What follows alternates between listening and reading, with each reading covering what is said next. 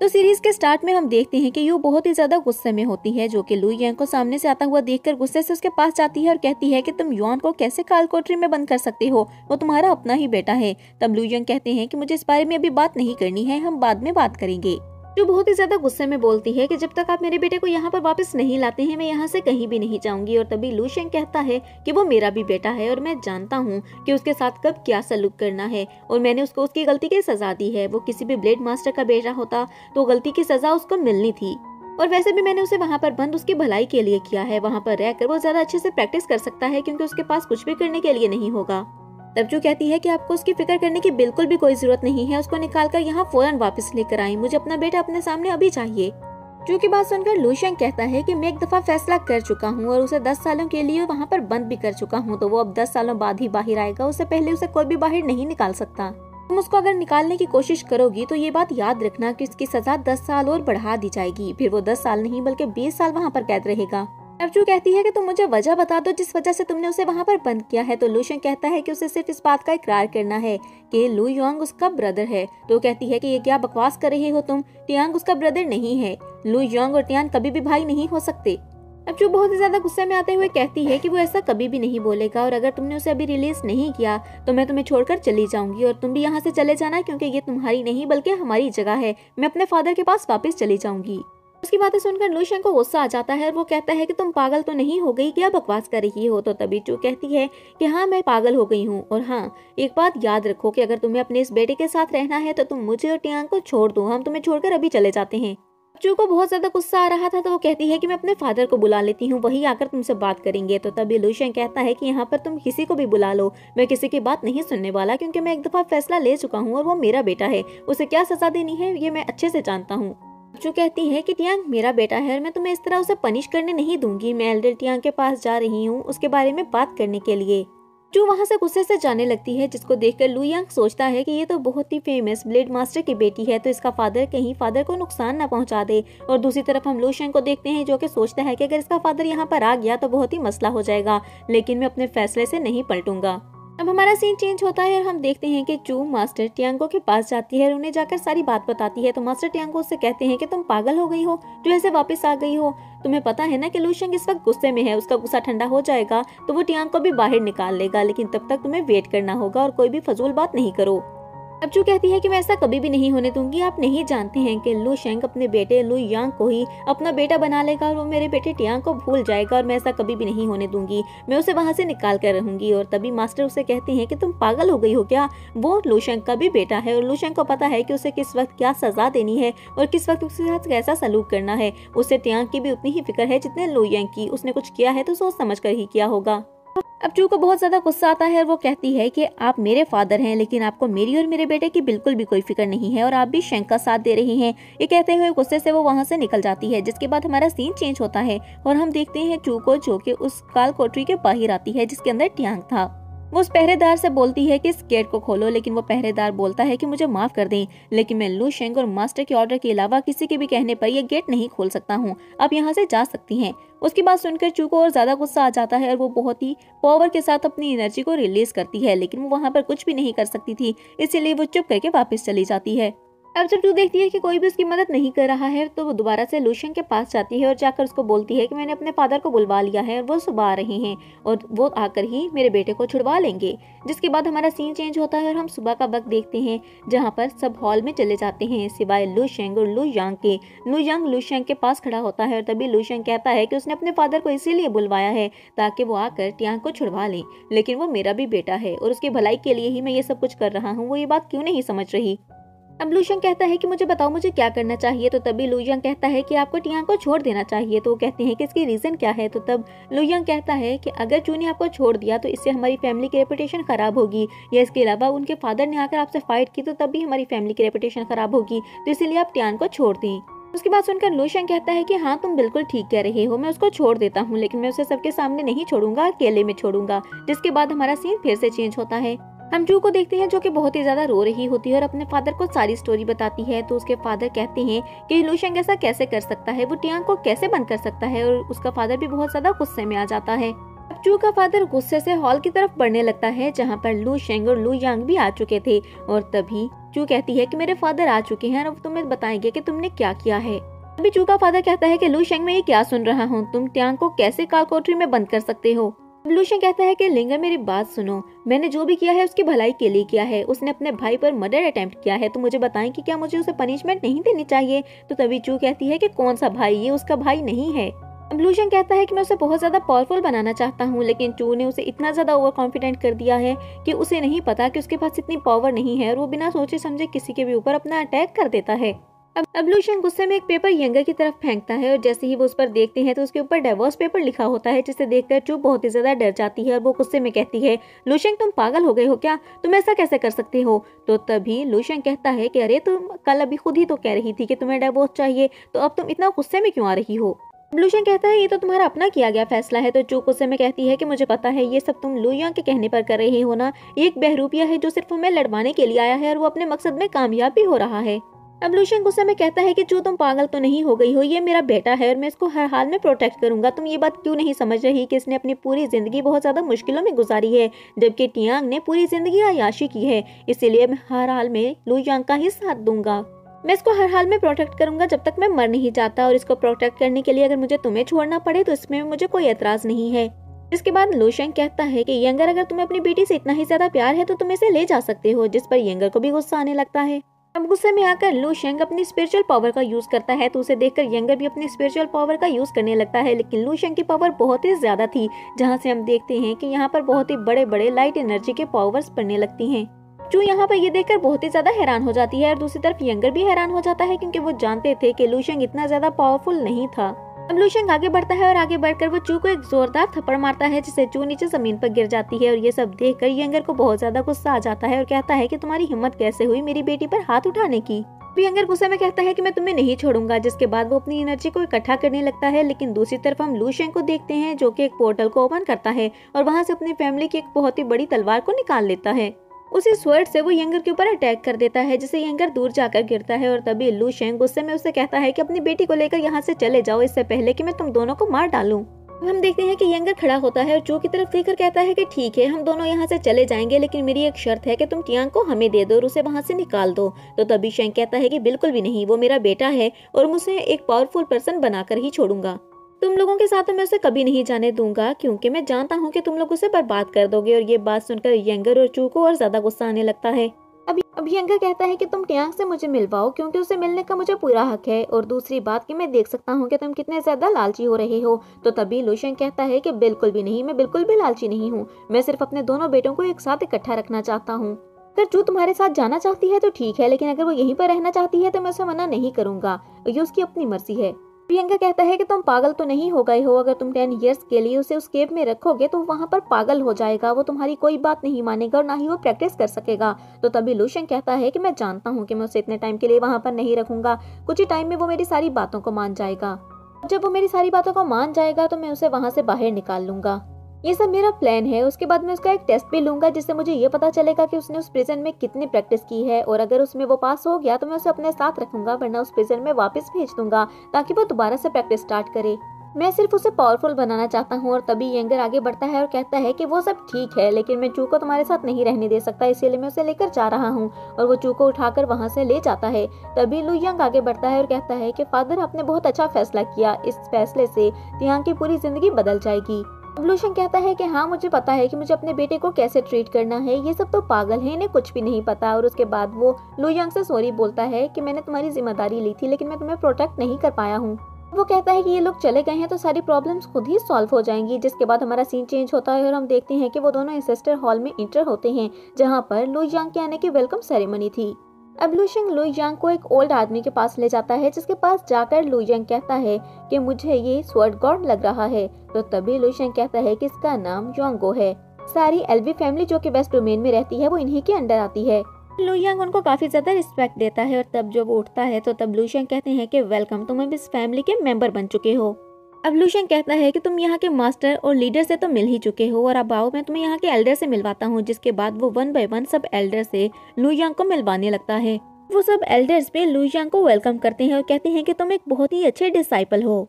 अब हम देखते हैं कि एक सर्वेंट लू यंग के लिए वाइन लेकर आता है जिसे लू यंग पकड़कर पी जाता है और उसके बाद वो सब एल्डर्स को रिस्पेक्ट देते हुए लू शेंग के साथ हॉल से निकल जाता है। अब लू शेंग वापस रूम में आकर लू यंग से कहता है कि मैंने मास्टर टियांगो से बात कर ली है, अब से तुम एल्फी फैमिली के ट्रेयर ग्राउंड में प्रैक्टिस कर सकते हो और अपनी कल्टीवेशन स्टार्ट कर सकते हो। और अभी तक मास्टर टियांगो ने मेरी कोई भी बात नहीं मानी जो कि मैं चाहता था, लेकिन मैं चाहता हूँ कि तुम उनसे ज्यादा पावरफुल बन जाओ, कोई भी इंसान इस दुनिया में तुम्हारा मुकाबला न कर पाए।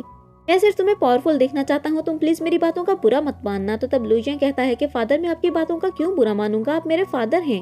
अब लू यंग कहता है कि आज तक इतना भी कोई पावरफुल ब्लेड मास्टर नहीं आया जो वहाँ पर जाकर प्रैक्टिस कर सके, लेकिन मुझे तुम बहुत ही ज्यादा पावरफुल लगे हो, इसीलिए मैंने वो ट्रेयर ग्राउंड तुम्हारे लिए खुलवाया है।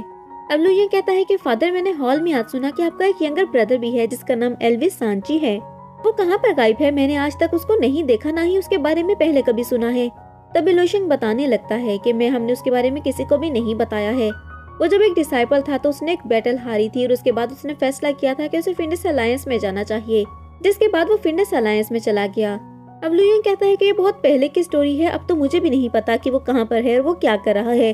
तभी लू यंग सोचने लगता है कि कहीं वो वही तो नहीं जिसने मेरे ऊपर अटैक किया था, क्या वो मेरे अंकल थे। और उसके बाद लू यंग बहुत ही ज्यादा गुस्से में आ जाता है और कहता है कि मैं स्विमिंग का बदला लेकर रहूंगा, उन्होंने स्विमिंग को मार दिया जो कि मेरा बहुत ही अच्छा दोस्त था। अब लू यंग को देखकर लू शेंग सोचने लगता है कि टियांग बेटा अगर तुम भी इसके जैसे होते तो मुझे आज तुम पर फख्र होता, ये कितना अच्छा है और अपने दुश्मनों को एक ही पल में समझ लेता है। अब लू शेंग कहता है कि मैं सिंची से अपना बदला लूंगा, उसने मेरे बहुत ही अच्छे डिसाइपल को मारा है। लेकिन उसके बाद वो कहता है कि लू यंग बेटा एक प्रॉब्लम है, फिंडस अलायंस के लोगों का कुछ भी पता नहीं चलता है, वो अपनी लोकेशन हर वक्त चेंज करते रहते हैं, इसलिए उन्हें ढूंढना बहुत ही ज्यादा मुश्किल है।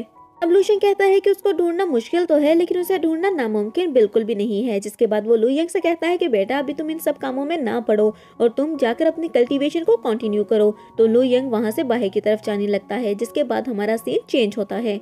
हम लू यंग को देखते हैं जो कि बेड पर लेटा हुआ आराम कर रहा होता है और साथ ही वो स्विंग के बारे में भी सोचता है और कहता है कि मैं तुम्हारी मौत का बदला हर हाल में लूंगा। जिसके बाद हमारा सीन चेंज होता है और हम देखते हैं कि लू यंग लू शेंग के साथ ट्रेयर ग्राउंड में जाता है।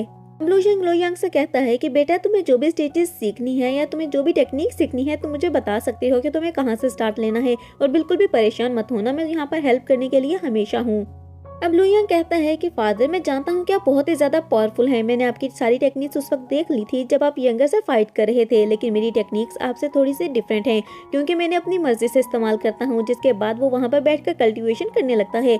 जिसके बाद हमें 1 मंथ बाद का सीन दिखाया जाता है जहाँ पर लू यंग अभी भी कल्टीवेशन कर रहा था और उसके बाद 6 मंथ गुजर जाते हैं और 6 मंथ बाद भी हम देखते हैं कि वो लू शेंग के साथ मिलकर वहाँ पर अभी कल्टीवेशन कर रहा था।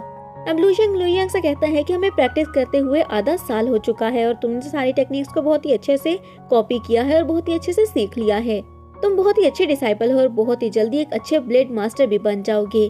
तभी लू यंग कहता है कि ठीक है फादर, मैंने अभी रेनबो टेक्निक को सीखा है तो मैं उसको ही प्रैक्टिस करता हूँ। जिसके बाद वो वहाँ पर बैठकर उस टेक्निक को प्रैक्टिस करने लगता है। उसके बाद अब हमारा सीन चेंज होता है और हम 1 साल बाद का सीन देखते हैं जहाँ पर लू शेंग बैठा कल्टीवेशन कर रहा था और तभी उसकी स्वॉर्ड हवा में उड़ने लगती है, जिसको देखकर वो कहता है कि आखिरकार एक नया ब्लेड मास्टर बन गया। लेकिन तभी वो कहता है कि रुको, मुझे लगता है कि यहाँ पर कोई नया ब्लेड मास्टर आया है। कि इतने में एक ओल्ड मैन भागते हुए लू शेंग के पास आता है और कहता है कि मास्टर बहुत बड़ी गड़बड़ हो गई है, जियान वुशांग यहाँ पर आया है। तो तभी लू शेंग परेशान हो जाता है और कहता है कि वो यहाँ पर क्या करने के लिए आया है।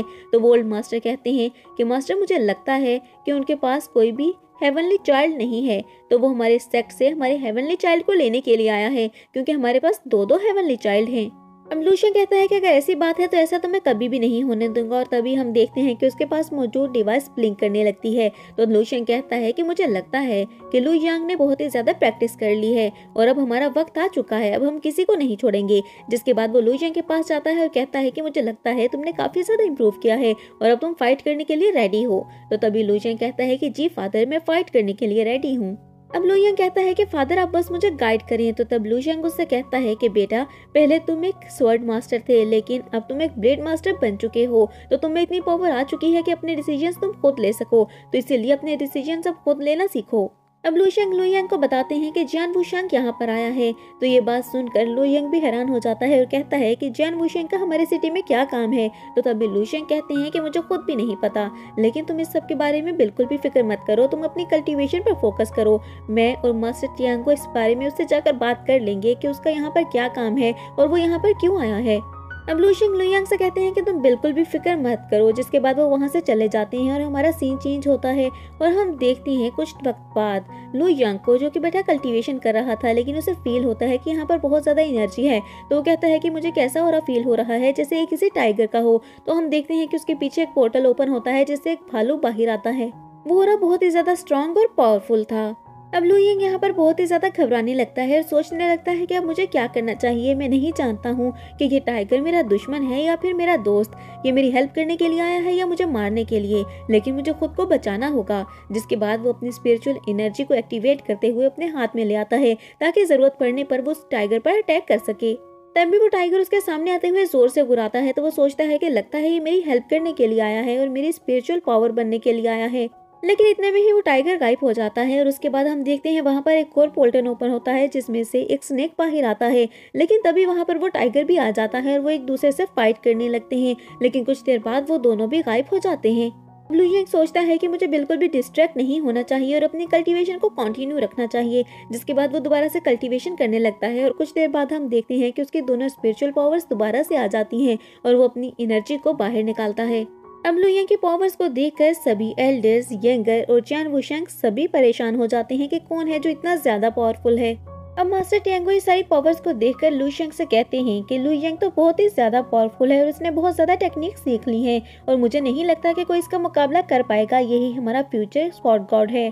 लुयंग तो वाकई बहुत ज्यादा टैलेंटेड है। और तभी लुशियंग कहता है कि हाँ मास्टर, लुयंग के पास इस वक्त स्वॉर्ड गॉड बनने का भी मौका है और अगर वो स्वॉर्ड गॉड बन जाता है तो हमारी फैमिली को इससे बहुत ही ज्यादा फायदा होगा। इसके बाद वो कहता है कि हम एक एक करके अपने सारे दुश्मनों से बदला भी लेना है, बस एक दफा लुयंग स्वॉर्ड गॉड बन जाए। इसके साथ ही हम एक और पर्सन को देखते हैं जिसका नाम वू चैन था। वो कहता है कि अगर जियान वुशेंग ब्लेड मास्टर बनता तो ये बहुत ही ज्यादा अच्छा होता, लेकिन लुयंग इसका हक बिल्कुल नहीं रखता था। वो कैसे एक ब्लेड मास्टर बन सकता है। के बाद हमें जुयान को दिखाया जाता है जो कि कहता है कि मैंने तो सोचा था कि जियान वुशांग के बाद मैं एक ब्लेड मास्टर बनूंगा, लेकिन ये लुयंग बीच में कहां से आ गया। अब हम यंगर को भी देखते हैं जो कि गुस्से में चू से कहता है कि अगर तुम्हें पता चल चुका था कि लुयंग उसका बेटा है तो तुमने मुझे पहले क्यों नहीं बताया, मैं उसको पहले ही खत्म कर देता। अब देखो वो एक ब्लेड मास्टर बन चुका है और उसका मुकाबला हम नहीं कर सकते।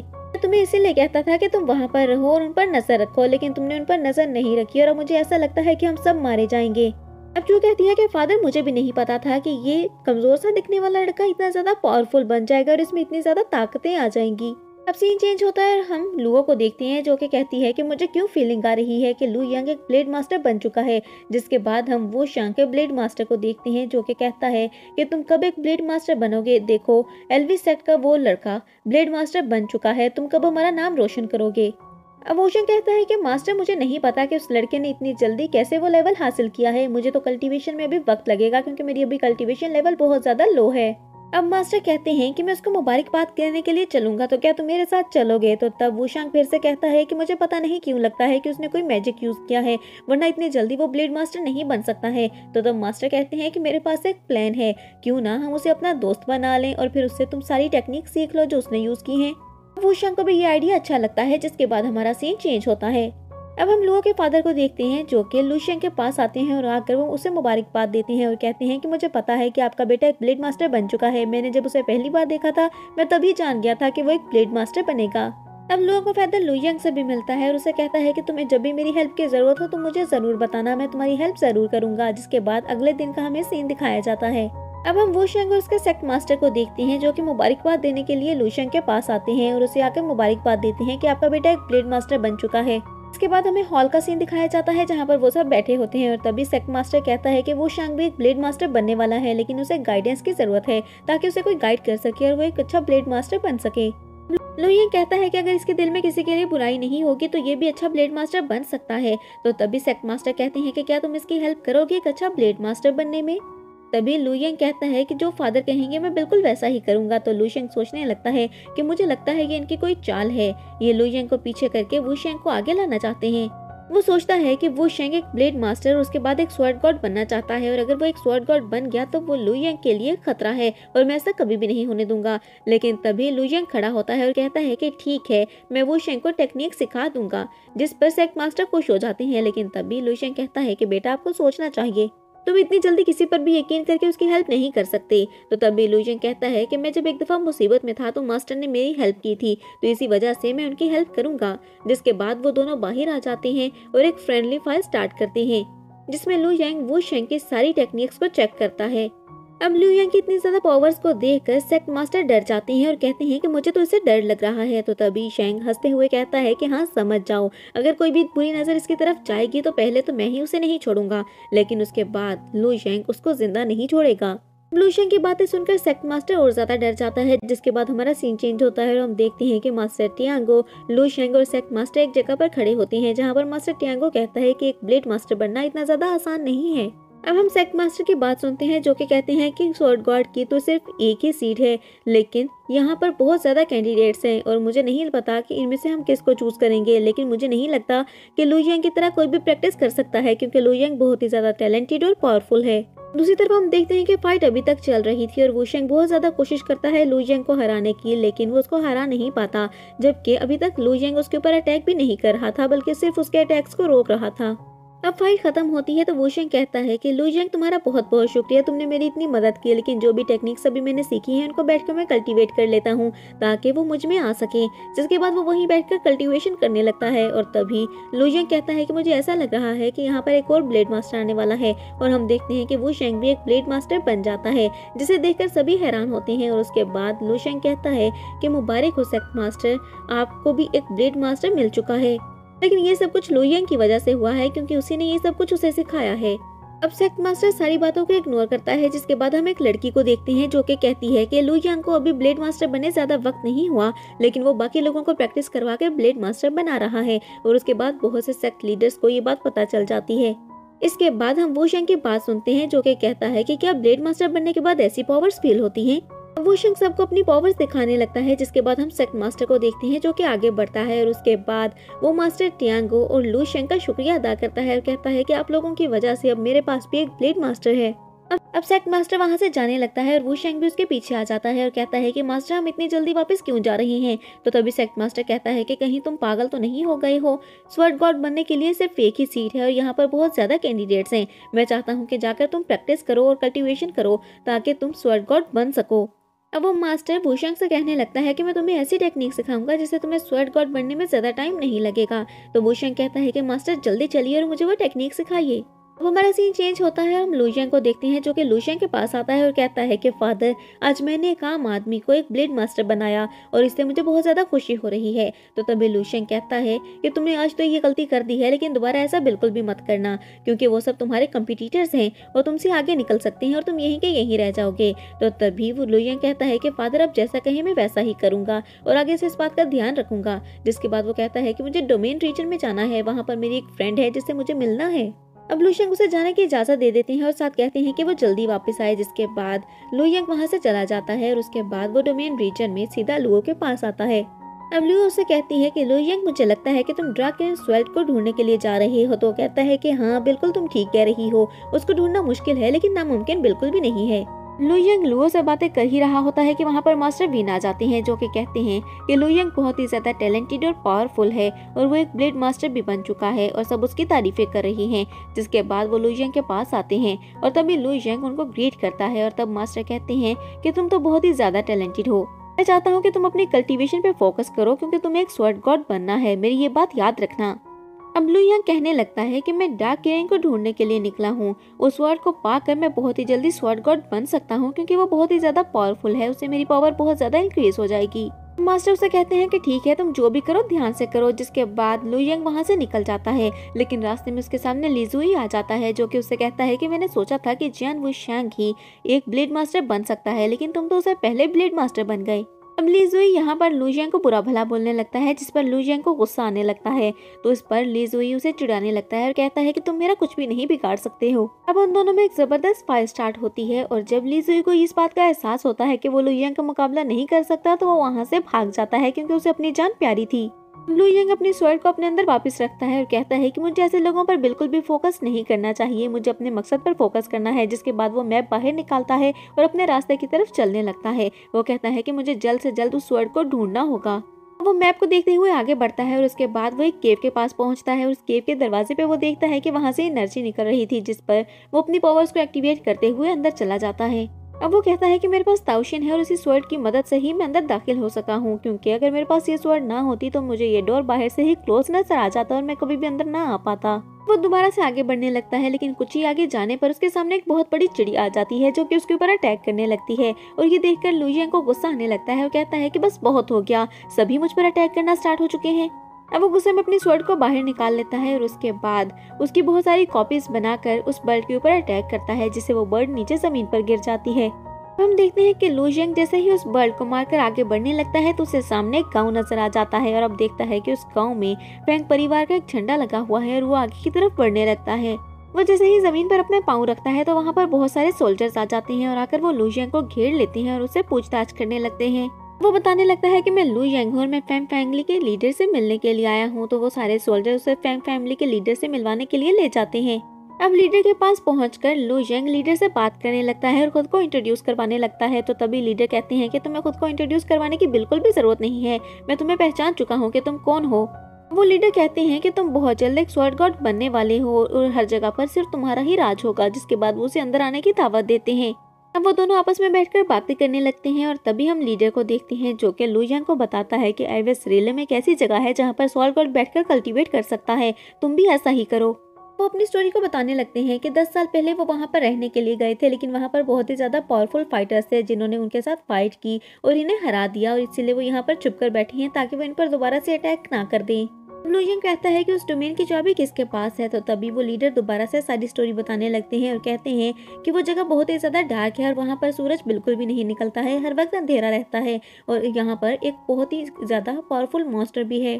और जब हम उस डोर को क्लोज कर रहे थे तो वो मॉन्स्टर वहां पर आ गया था, उसने हम सब पर अटैक भी किया था ताकि वो उस डोर को ब्रोक करके वहां से निकल सके, लेकिन शील्ड की पावर इतनी ज्यादा थी कि वो उसको ब्रोक करके बाहर नहीं निकल सका। वहां पर डार्क ग्रीन स्वॉर्ड भी है, लेकिन अगर उसके पास कोई भी जाएगा तो वहां के डिसाइपल्स और वो मॉन्स्टर उसको नहीं छोड़ेंगे, क्योंकि हमने उस डोर को क्लोज किया है तो उन्हें हम पर बहुत ज्यादा गुस्सा भी है। इसके साथ ही वो मास्टर ये भी बताते हैं कि अगर तुमने उस स्वॉर्ड को उठा लिया या उसको पा लिया तो उसके बाद वो शील्ड टूट जाएगी और सारे मॉन्स्टर्स और डिसाइपल्स यहाँ पर आ जाएंगे। इसके बाद वो मास्टर एक शील्ड देता है और कहता है कि इससे तुम खुद की प्रोटेक्शन कर सकते हो। अब मास्टर इस शर्त पर एक पेन लू यंग को देता है कि जैसे ही आपको डार्क क्रेम मिल जाएगी तो उसके बाद आप हमें प्रोटेक्ट करेंगे, जिस पर लू यंग मान जाता है। तो हम देखते हैं कि जैसे ही वो दोनों यहाँ से बाहर निकलने वाले होते हैं तो वहाँ पर 2 लोग आ जाते हैं और आकर कहते हैं कि ये लड़का झूठ बोल रहा है, ये ब्लेड मास्टर कैसे हो सकता है, हम इसको यहाँ से बाहर नहीं जाने देंगे। और उसके बाद वो लू यंग के ऊपर अटैक कर देते हैं। अब लू यंग उनको अच्छा खासा मारता है, जिसके बाद वो लिंग फैमिली की डायरेक्शन पूछ के लिंग फैमिली के डायरेक्टर के पास पहुंच जाता है। अब हम देखते हैं कि लू यंग मास्टर से मिलकर नाश्ता करता है, जिसके बाद वो कल्टीवेशन स्टार्ट कर देता है। अब उससे कल्टीवेशन करते हुए सिर्फ 1 ही घंटा हुआ था कि बाहर कुछ लोग आ जाते हैं और तब भी कुछ लोग कहते हैं कि अंदर एक आदमी आया है जो कि खुद को ब्लेड मास्टर बता रहा है, लेकिन वो तो बहुत ही ज्यादा यंग है। अब हम देखते हैं कि उनमें जो सबसे ज्यादा पावरफुल था वो लू यंग को फाइट करने के लिए बाहर बुलाता है और लू यंग भी फाइट करने के लिए बाहर आ जाता है, जिसके बाद उन दोनों में एक जबरदस्ती फाइट स्टार्ट हो जाती है। और यहीं पर हमें पता चलता है कि लिंग फैमिली और फैंग फैमिली की सारी दुश्मनी खत्म हो चुकी थी और उन दोनों के लीडर्स और मास्टर भी वहाँ पर उनको छुड़वाने के लिए आ जाते हैं। जैसे ही लू यंग अपने लेजेंडरी स्वॉर्ड को निकालता है तो उसे देखकर सभी हैरान रह जाते हैं। वो आदमी पूछने लगता है कि तुम कौन हो। तो तभी लू यंग बताता है कि मैं एक ब्लेड मास्टर हूँ, इसके साथ साथ एक हेवनली चाइल्ड भी हूँ और तुम्हें इस बात का अंदाजा नहीं है कि तुमने किससे पंगा लिया है। अब मैं तुम्हें अच्छा मजा चखाऊंगा। जिसके बाद उस डिसाइपल को फील होता है कि उसने किससे पंगा ले लिया है और कितनी बड़ी गलती कर दी है, इसीलिए वो लू यंग से माफी मांगने लगता है। अब लू यंग कहता है कि बस अब बहुत हुआ, मैं जैसे ही डार्क किरण को ले लूंगा तो उसके बाद यहाँ से जो मेरे साथ चलना चाहता है वो मेरे साथ चल सकता है, लेकिन अगर कोई यहाँ पर रहना चाहता है तो उसकी अपनी मर्जी है। इसके बाद वो उस डिसाइपल के पास आता है और कहता है कि अगर यहाँ से निकलने वाले किसी भी इंसान को किसी ने रोका तो मैं उसको नहीं छोड़ूंगा। तो तभी वो डिसाइपल कहता है कि नहीं मास्टर, जैसा आप चाहते हैं बिल्कुल वैसा ही होगा। लू यंग उस डिसाइपल की बातें सुनकर वहाँ से निकलता है और एक गुफा के सामने आ जाता है, जिसको देखकर वो कहता है कि ये तो वही गुफा है जिसके बारे में मेरे फादर ने बताया था।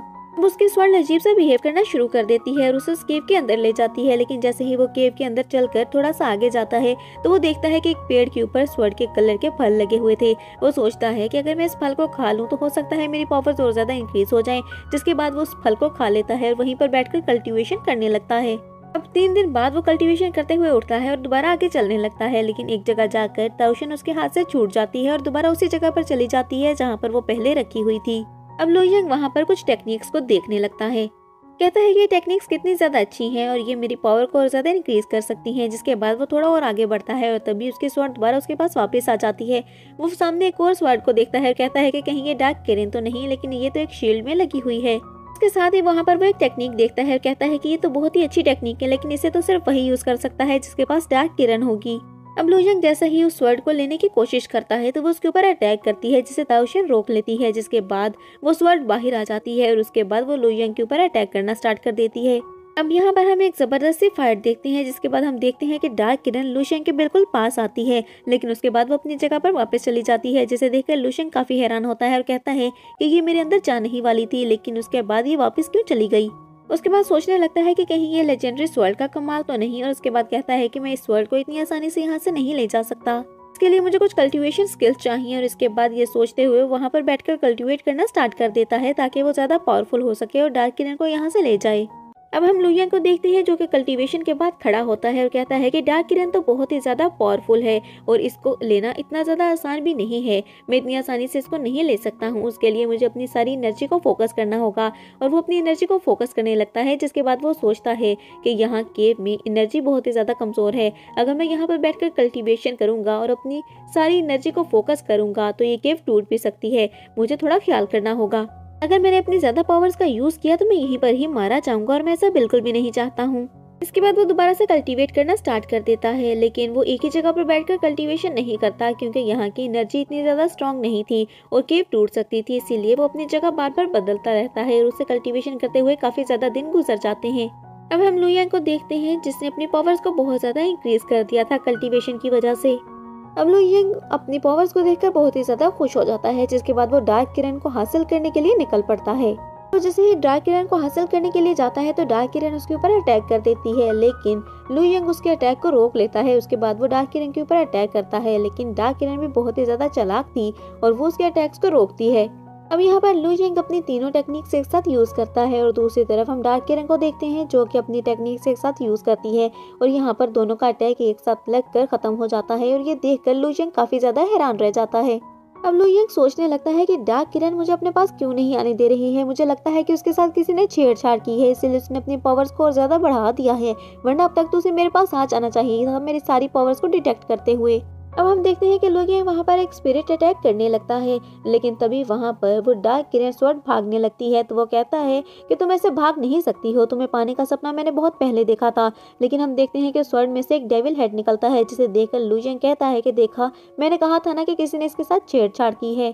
अब वो डेविल हेड कहने लगता है कि लुयिंग तुम इस स्वॉर्ड को नहीं ले सकते हो, ये स्वॉर्ड सिर्फ मेरी है और तुम एक बेवकूफ हो। तुम्हारे पास पावर तो बहुत ज्यादा है, लेकिन तुम्हारे पास दिमाग बिल्कुल भी नहीं है। अगर तुम्हारे पास दिमाग होता तो अपने दिमाग को चलाकर अब तक तुम एक स्वॉर्ड गॉड बन चुके होते या फिर एक इमॉर्टल बन चुके होते। अब लुयिंग पूछता है कि तुम कौन हो, जिस पर वो डेविल हेड कहता है कि तुम इतने भी ज्यादा पावरफुल नहीं हो कि मुझसे ये पता करवा सको कि मैं कौन हूँ। अब लुयिंग दोबारा गुस्से से पूछता है कि मुझे बताओ तुम कौन हो, जिस पर वो बताता है कि मैं डेविल सेक्ट का हेड हूँ। जिसके बाद वो कहता है कि लुयिंग मैं तुम्हें एक ऑफर देता हूँ, अगर तुम 2 मिनट के अंदर अंदर इस केव से निकल गए तो तुम बच जाओगे, वरना मैं तुम्हें खुद मार डालूंगा। तुम लोगों से तो फाइट कर सकते हो, लेकिन मैं बहुत ही ज्यादा पावरफुल हूँ, इसीलिए तुम मेरे साथ फाइट नहीं कर सकते हो और मेरे एक अटैक से तुम मारे जाओगे। अब लुयिंग उसकी बातें सुनकर कहने लगता है कि ये तो डेविल सेक्ट से है, लेकिन मैंने इसके बारे में पहले कभी नहीं सुना। जिसके बाद वो उससे कहता है कि तुम जो कोई भी हो, मैं तुम्हारी बात बिल्कुल भी नहीं सुनूंगा। अब लुयिंग कहता है कि मुझे वो डार्क किरण हर हालत में चाहिए और अगर तुमने मुझे नहीं दी तो मैं तुम्हें मार डालूंगा। जिस पर वो हेड हंसने लगता है और कहता है कि इतनी भी क्या जल्दी है। कहता है कि तुमने मुझे चैलेंज करके बहुत ही बड़ी गलती की है और अब तुम यहाँ पर मारे जाओगे।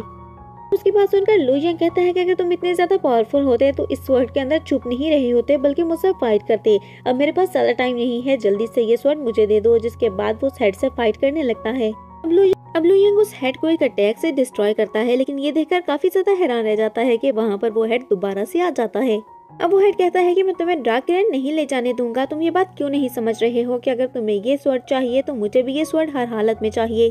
अब फाइट करते हुए लू येंग ताओशिन स्वॉर्ड के चैम्बर पर आ जाता है और सोचने लगता है कि ये हेड तो बहुत ज्यादा पावरफुल है, इसके लिए मुझे और ज्यादा कल्टीवेशन करनी होगी। अब वो वहाँ बैठकर कल्टीवेशन करने लगता है तो उसे याद आने लगता है कि मास्टर ने उसे कहा था कि तुम वहाँ पर बैठकर स्वर्गवाद की भी कल्टीवेशन कर सकते हो। ये सोचते ही वो अपने अंदर कल्टीवेशन स्किल्स को अपेयर कर देता है।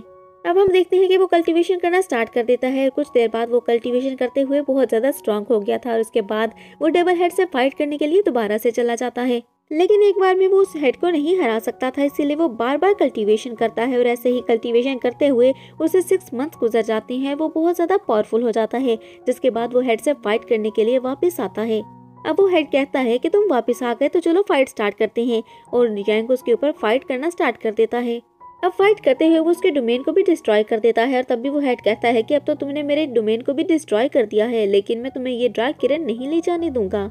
अब वो हेड यहाँ पर लू यांग को बहुत ही ज्यादा गुस्सा दिलाता है, जिससे लू यांग गुस्से में उसके ऊपर अटैक करता है और उसकी बॉडी को डिस्ट्रॉय कर देता है। जिस पर वो हेड कहता है कि तुमने क्या किया, मैंने इतनी ज्यादा कल्टीवेशन करने के बाद अपनी बॉडी को वापस लाया था और तुमने इसको डिस्ट्रॉय कर दिया। कोई बात नहीं, मैं वापस आऊंगा और आकर तुमसे अपना बदला लूंगा। जिसके बाद वो अपने डोमेन में वापस चला जाता है और उसके पीछे ही डार्क किरण भी उस डोमेन में वापस चली जाती है। जिसके बाद लू यांग कुछ फ्लैग्स को निकालता है जो कि उसे फैंग फैमिली के हेड ने दिए थे और उसे वहां पर लगा देता है, जिससे वहां पर एक पोर्टल ओपन होता है। तो तभी वो उस डोमेन के अंदर चला जाता है।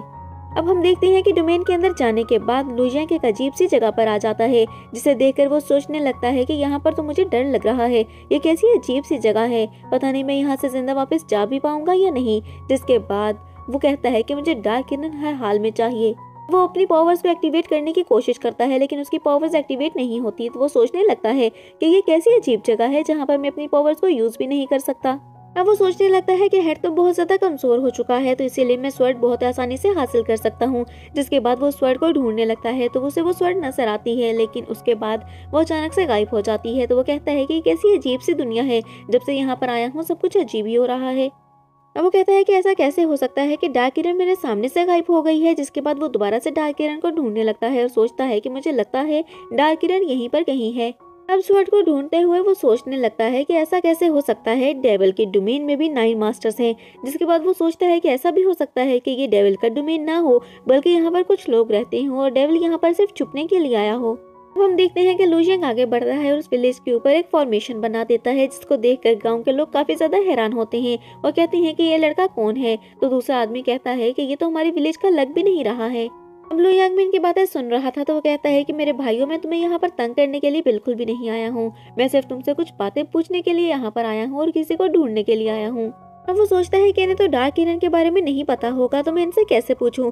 जिसके बाद वो कहता है कि क्या तुमने यहाँ पर किसी लाइट को उड़ते हुए देखा है। तो वो आदमी कहता है कि हाँ, वो उस तरफ गई है। तो तभी लू यांग भी उस तरफ जाने लगता है। अब लू यांग के वहां से जाने के बाद एक आदमी कहता है कि ऐसा कैसे हो सकता है कि किसी और डोमेन का आदमी यहाँ पर आ गया हो और हमें पता भी ना चला हो, और वो यहाँ पर आकर अपनी पावर्स को यूज भी कर रहा है। तभी उसके पास खड़ा दूसरा आदमी कहता है कि तुम बिल्कुल ठीक कह रहे हो, मुझे भी इस पर शक हो रहा है, ये यहाँ पर हमारी जासूसी करने के लिए आया है। अब वो कहते हैं कि मैं जल्दी से जाकर मास्टर को बताना चाहिए, इससे पहले कि कुछ गलत हो जाए। और वो भागते हुए मास्टर के पास जाते हैं। जिसके बाद हमारा सीन चेंज होता है और हम मास्टर को देखते हैं, जिसका नाम फियान होता है। मास्टर एक डिसाइपल से बात कर रहे थे और तभी सोल्जर वहाँ पर भागते हुए आता है और कहता है कि मास्टर, यहाँ पर पता नहीं कोई अजीब सा लड़का घुस आया है। वो हमारे डोमेन का तो बिल्कुल भी नहीं है, क्योंकि उसने बहुत ही अजीब सी ड्रेसिंग कर रखी है। तो तभी मास्टर कहते हैं कि ऐसा कैसे हो सकता है कि कोई हमारे डोमेन में घुस आया है, हमारा डोमेन तो बहुत ही ज्यादा खुफिया है, यहाँ तो कोई भी नहीं आ सकता है। अब वो कहता है कि मुझे तो यही लगता है कि वो इंसान यहाँ पर जॉइंट वेपन के लिए आया है, जिसकी खोज हम कर रहे हैं। अब वो लोग तो बिल्कुल भी नहीं जानते थे कि लू यांग यहाँ पर क्यों आया है। इसके बाद मास्टर अपने डिसाइपल से कहते हैं कि तुम जाओ और जाकर पता लगाओ कि वो लड़का यहाँ पर क्यों आया है। अगर तुम उस लड़के को ढूंढ लो तो उसे पूछ लेना कि क्या उसने डिवाइन वेपन को उठा लिया है, और अगर उसने ऐसा किया है तो वो हमें वापस दे दे, वरना हम उसे मार डालेंगे। हम कई सालों से उस डिवाइन वेपन के पीछे हैं, वो इतनी आसानी से उसे लेकर नहीं जा सकता है। जिसके बाद वो ये भी कहता है कि अगर वो तुम्हें डिवाइन वेपन ना दे तो तुम उसको मार देना। तो तब डिसाइपल कहता है कि जैसा आपका हुक्म, और ये कहकर वो वहाँ से चला जाता है। इसके बाद वो उन्हें फादर बुलाता है, जिससे हमें पता चलता है कि वो डिसाइपल उनका अपना बेटा है। वो यान के जाने के बाद मास्टर बहुत ज्यादा परेशान हो जाते हैं कि उनके बेटे को कोई नुकसान ना पहुंच जाए, जिसके बाद वो एक आदमी को बुलाते हैं और जैसे ही वो आदमी जिसका नाम ली था वो वहां पर आता है तो मास्टर गुस्से में उससे पूछते हैं कि तुम अकेले क्यों आए हो, जिस पर वो आदमी बताता है कि मास्टर मैं उस वेपन को ढूंढ रहा था लेकिन वो वेपन वहां से अपनी लोकेशन चेंज कर चुका है। हमने उसे बहुत ज्यादा ढूंढा है और उसको बहुत ज्यादा पीछा भी किया है लेकिन वो पहाड़ी की गहराई में जा चुका है और इसीलिए मैंने वहां पर कुछ लोगों को छोड़ा है ताकि अगर वो वहां से ऊपर आ जाए तो हम उसको पकड़ सकें, क्योंकि उस पहाड़ की गहराई में जाना तो हमारे लिए बिल्कुल भी पॉसिबल नहीं है। अब वो आदमी ये भी कहता है कि माउंटेन की पावर्स बहुत ज्यादा कम हो चुकी हैं तो हमारा वहां पर जाना थोड़ा आसान हो गया है। तो तब भी मास्टर उससे पूछता है कि मुझे बताओ कि अब हम क्या करें, कैसे उस वेपन को हासिल कर सकते हैं। तो तभी वो लड़का कहता है कि मेरे पास एक प्लान है और उसके बाद वो लॉर्ड को अपना प्लान बताने लगता है, जिसको सुनकर मास्टर हंसने लगते हैं और कहते हैं कि ये प्लान तो काफी अच्छा है। अब हम लुइयांग को देखते हैं जो कि अभी तक डार्क किरण को ढूंढ रहा था लेकिन जो कि उसे अभी तक नहीं मिली थी, लेकिन उसके सामने तभी बोजान और उसका एक गार्ड आ जाते हैं। वो वहां पर वेपन लेने के लिए आए थे लेकिन वो नहीं जानते थे कि लुइयांग के पास वो वेपन नहीं है। अब लुइयांग स्वॉर्ड के बारे में बताता है और उनसे पूछता है कि मुझे बता दें वो स्वॉर्ड कहाँ पर है, जिस पर वो कहते हैं कि तुम हमारे डोमेन में हो और यहाँ से तुम स्वॉर्ड को नहीं लेकर जा सकते हो और यहाँ पर तुम अपनी पावर्स का यूज भी नहीं कर सकते हो, चाहे तुम जो कोई भी हो। अब वो सब लुइयांग को बुरा भला कहने लगते हैं, जिस पर लुइयांग को गुस्सा आ जाता है। वो कहता है कि तुम्हारी हिम्मत भी कैसे हुई मुझे गालियां देने की और बुरा भला कहने की, अगर किसी ने मुझे रोकने की कोशिश की तो मैं उसको मार डालूंगा। लुइयांग ये कहते हुए बहुत ज्यादा गुस्से में आ गया था। अब यहाँ पर येन कहता है कि तुम मेरे सिर्फ दोनों भाइयों से फाइट कर लो तो ही बहुत बड़ी बात है, जिस पर लुइयांग उनसे फाइट करने लगता है और उन्हें हरा देता है। जिसके बाद कहता है कि तुम लोग मेरा मुकाबला बिल्कुल भी नहीं कर सकते हो, इसीलिए चुपचाप माफी मांगकर यहाँ से निकल जाओ, वरना अगर माफी नहीं मांगना चाहते तो भी तुम यहाँ से निकल सकते हो। अब यान कहता है कि हम तीनों मिलकर तुम पर अटैक करेंगे तो तुम हमें नहीं हरा सकते हो। जिसके बाद वो तीनों मिलकर लुइयांग के ऊपर अटैक करते हैं और लुइयांग उन तीनों को हरा देता है। और ये देखकर यान कहता है कि मैं यान फैमिली का एक यंग डिसाइपल हूँ, तुम मुझे मारोगे तो सब तुम्हें मार डालेंगे। जिस पर लुइयांग बहुत ही गुस्से में आ जाता है और कहता है कि ये भी ठीक है, अगर तुम लोग फाइट करो तो बिल्कुल ठीक, लेकिन जब तुम लोग हार जाते हो तो तुम लोग एक बहाना ढूंढ लेते हो। अब लुइयांग यान से कहता है कि मैं तुमसे एविस रिलम के बारे में कुछ सवालात पूछूंगा और अगर तुम उसका मुझे आंसर कर देते हो तो मैं तुम्हें यहाँ से जाने दूंगा, और अगर तुमने मुझे धोखा दिया या यहाँ से भागने की कोशिश की तो मैं तुम्हें जान से मार डालूंगा। तो तभी यान कहता है कि जल्दी से पूछो तुम क्या पूछना चाहते हो। तो तभी लुइयांग कहता है कि मुझे बताओ कि डार्क क्रेन कहाँ पर है, जिस पर यान कहता है कि मुझे उसके बारे में कुछ भी नहीं पता है कि वो कहाँ पर है। इसके साथ ही यान कहने लगता है कि मेरे फादर को इस सब की इन्फो है और वो सब कुछ जानते हैं कि डार्क क्रेन कहाँ पर है। उसने बहुत सारे लोगों को भी भेजा है ताकि वो डार्क क्रेन को हासिल कर सके। इसके बाद लुइयांग वहाँ के रेलम्स के बारे में पूछता है तो यान कहता है कि बहुत सारे रेलम हैं और यहाँ का सबसे पावरफुल रेलम एपरेलम है और जो उसको हासिल कर लेता है या वहाँ पर पहुँच जाता है तो वो यहाँ का किंग कहलाया जाता है। अब लुइयांग कहता है कि मैं किसी भी लेवल के बारे में नहीं पूछ रहा हूँ, मुझे लेवल वेपन के बारे में बताओ और उसकी सारी जानकारी दो, वरना मैं तुम्हें जान से मार डालूंगा। अब यान बताने लगता है कि वो डेविल वेपन हेवनली गॉड का है, उससे कोई किसी को भी हरा सकता है। अगर उसको किसी ने खोज लिया तो वो यहाँ पर डीमन गॉड के बाद सेकेंड लीडर कहलाया जाएगा। अगर कोई इस वेपन को हासिल कर लेता है तो उसको गॉड माना जाएगा। तो तभी लुइयांग पूछता है कि अभी तक तुम्हारे डेविल सेक्ट में से कोई इस वेपन को हासिल कर पाया है, जिस पर यान कहता है कि बिल्कुल भी नहीं, अभी तक कोई भी उसको हासिल नहीं कर पाया है, ना ही उस तक पहुँच पाया है। इसके बाद लुइयांग असुरापात के बारे में पूछता है तो येन उसे बताता है कि वो बहुत ही ढकी छुपी सी जगह है और वहाँ पर जाने का रास्ता बहुत ही अजीब है और वो रास्ता हेवन की तरफ जाता है और वो अर्थ रिलम से हेवनली रिलम की तरफ सीधा जाता है। अब यहाँ पर लुइयांग उसका नाम पूछता है तो वो अपना और अपने फादर का नाम बताता है, जिस पर लुइयांग सोचने लगता है कि इसका फादर ही मुझे स्वर्ग गॉड रिलम तक पहुँचा सकता है।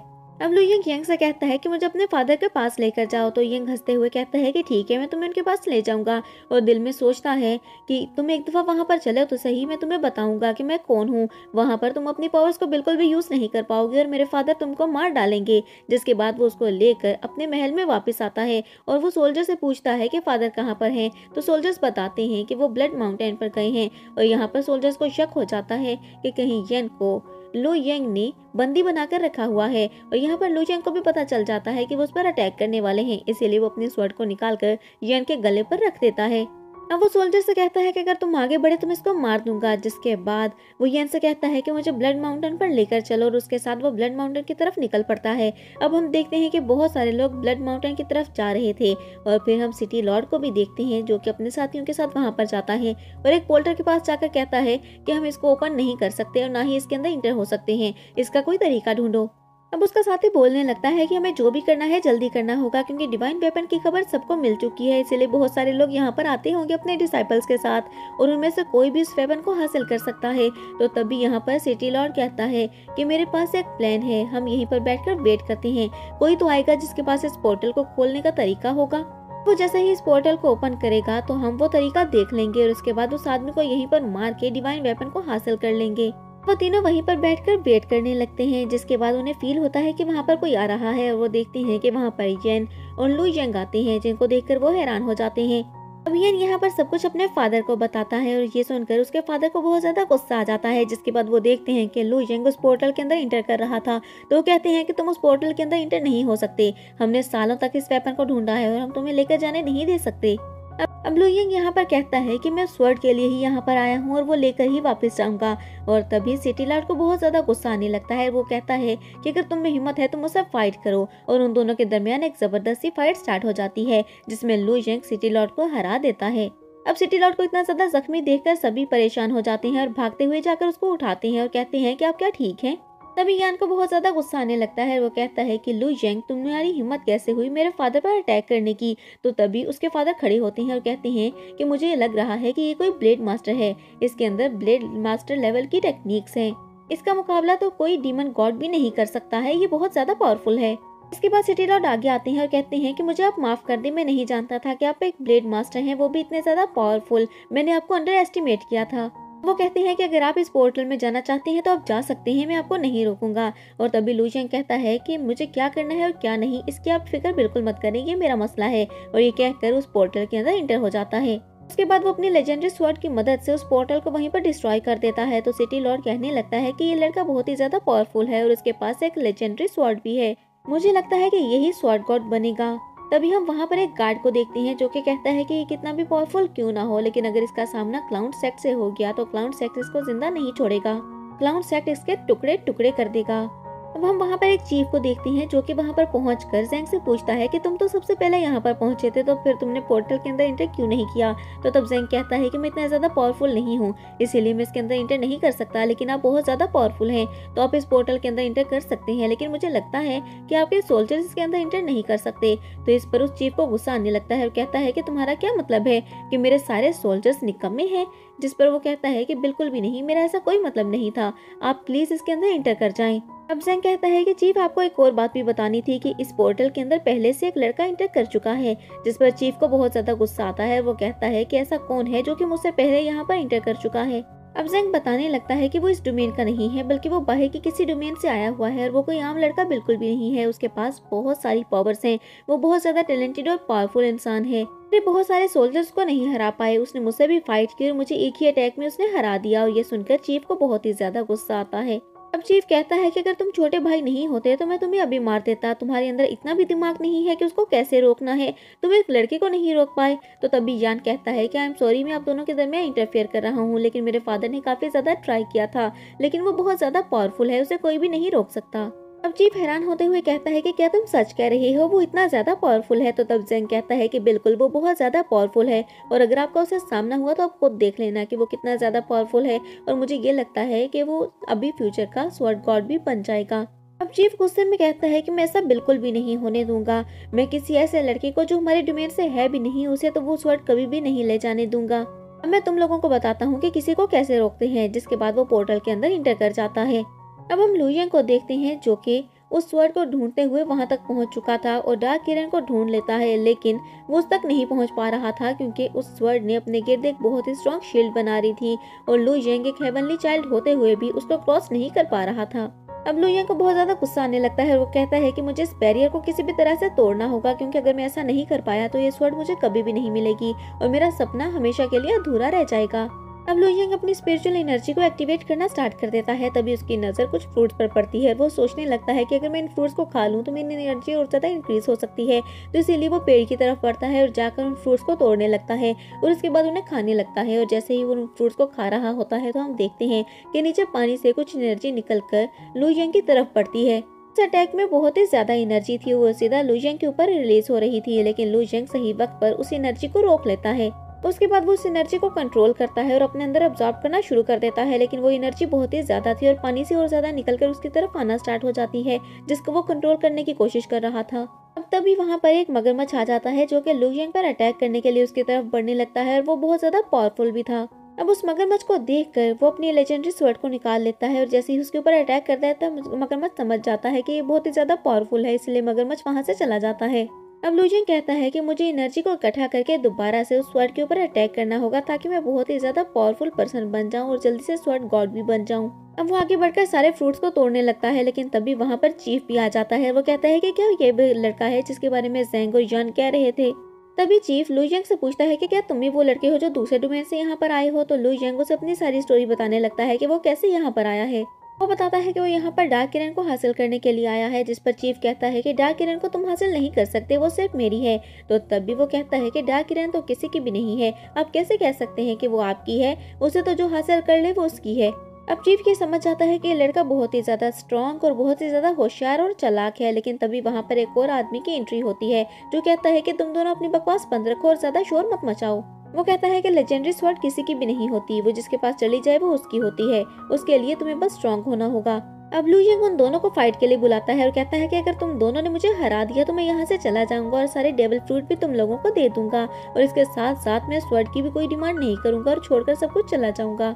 अब वो दोनों फाइट करने के लिए मान जाते हैं, लेकिन चीफ कहता है कि मैं कभी भी एक डीमन गॉड के साथ मिलकर तुम्हारे ऊपर फाइट नहीं करूंगा, क्योंकि डीमन गॉड से मेरी हमेशा से दुश्मनी चली आ रही है। तो तभी लू जिंग कहता है कि तुम लोग अलग अलग होकर मुझसे फाइट कर लो, जिस पर सबसे पहले चीफ फाइट करने के लिए आगे बढ़ता है और वो लू जिंग के ऊपर एक अटैक करता है। अब लू जिंग बहुत ही आसानी से चीफ के सारे अटैक्स को रोक पा रहा था, तो डीमन गॉड ये देख के कहता है कि ये लड़का तो वाकई में बहुत ही ज्यादा पावरफुल है और इसे कोई भी नहीं रोक सकता है। अब फाइट के दौरान हम देखते हैं कि वहाँ पर और भी बहुत सारे लोग आ रहे थे, लेकिन तब भी चीफ रुकने के लिए तैयार नहीं था। तो हंसते हुए लू जिंग कहता है कि बस करो, अब तो मैं थक चुका हूँ।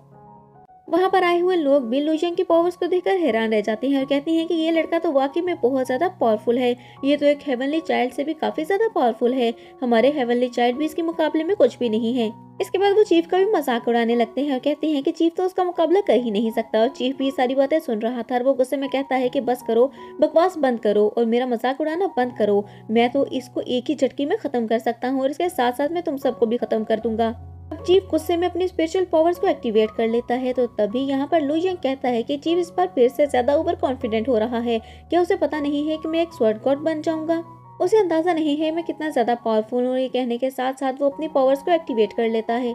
अब उन दोनों की फाइट फिर से स्टार्ट हो जाती है और इस जबरदस्त फाइट में लू जिंग फिर से चीफ के ऊपर भारी पड़ रहा था, जिसके बाद वो अपनी स्वॉर्ड से उसके ऊपर एक अटैक करता है जिससे चीफ जख्मी हो जाता है। और तभी स्वॉर्ड को देखकर वहाँ पर आए हुए सारे लोग हैरान रह जाते हैं।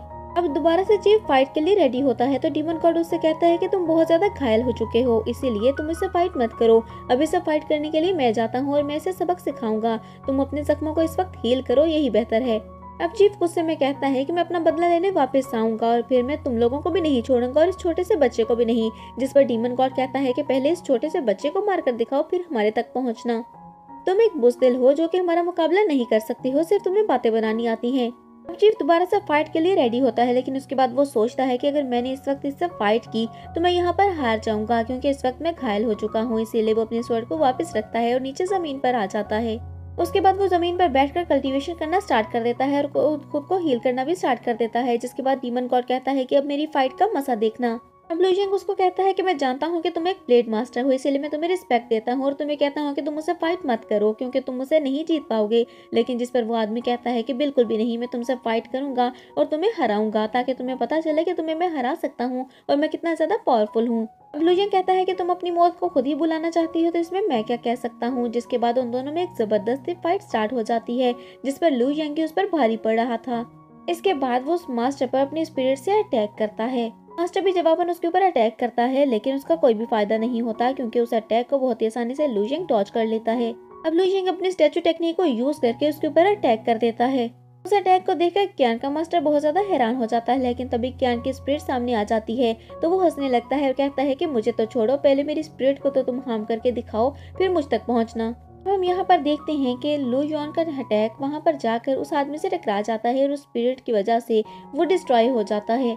अब यहाँ पर युआन भी थोड़ा ज्यादा जख्मी हो चुका था, तो तभी क्यान का मास्टर कहता है कि ये इतना ज्यादा बुरा नहीं था, बल्कि ये पहले से कुछ ज्यादा अच्छा था। अब हम लुजियन को देखते हैं जिसको बहुत ज्यादा गुस्सा आने लगा था और अपनी स्पिरिट्स को निकाल कर कंबाइन कर लेता है। अब लुजियन क्लिंग के मास्टर पर अटैक करने लगता है, लेकिन तभी हम चीफ को भी देखते हैं जो कि अपनी कल्टीवेशन करके और खुद को हील करके उठ गया था। और वो देखता है और कहता है कि ये तो वही अटैक है जो कि लुजियन ने मुझ पर भी अटैक किया था। ये तो बहुत ही ज्यादा पावरफुल है, जबकि जो अटैक उसने मुझ पर किया था वो इतना ज्यादा पावरफुल नहीं था। हम देखते हैं कि यहाँ पर एक न्यू कैरेक्टर की एंट्री होती है जो कि एक डीमन फेरी थी और वो यहाँ पर लू यांग की फाइट को देखने के लिए आई थी। अब लू यांग यहाँ पर फिर से क्लैन के मास्टर के ऊपर अटैक करता है, लेकिन क्लैन का मास्टर एक शील्ड बना लेता है, लेकिन वो अटैक उस शील्ड को तोड़कर उसको थोड़ा बहुत घायल कर देता है। अब लू यांग को बिल्कुल भी समझ में नहीं आ रही थी कि क्लैन का मास्टर बच कैसे रहा है, वो इतना ज्यादा हार्म क्यों नहीं हो रहा।